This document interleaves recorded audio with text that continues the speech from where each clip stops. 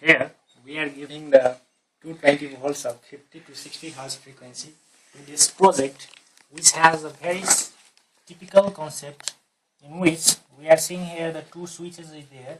One is for operating the main voltage, 220 volts, and other one is for operating the DC components of the circuit. The 220 volts which is going to this left switch is used to operate the motor pump of this automatic water pump basin and bulb, whereas this right one switch is used to operate the whole DC components of this circuits, which you can see here in this box.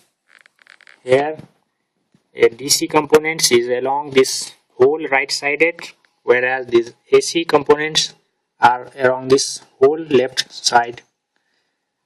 So in the same, there is one resistance, this one variable resistance 100 kilo ohm, and this is a BC547 transistor, and this is one motor to operate AC circuit, and here LDR is connected to inside the LDR is connected to the inside of this basin where the light will be detected. Just as we are seeing, if I will put this switch, the left one, it is used to operate the 220 volts, which is used for glowing the bulb, along with the operating motor that will be operated only when we will apply this DC switch.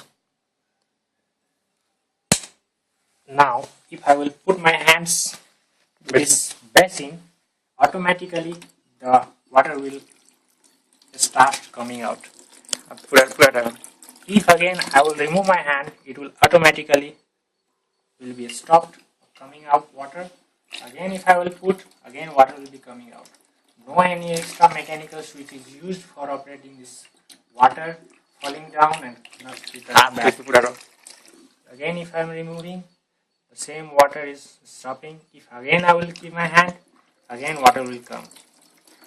It is whole that this light will be detecting by this side, left side LDR, which is used to take out this light, and the circuit will be stopped. In the absence of light, the whole circuit will get completed, and the motor will be starting to flow out the water throughout the time as we need.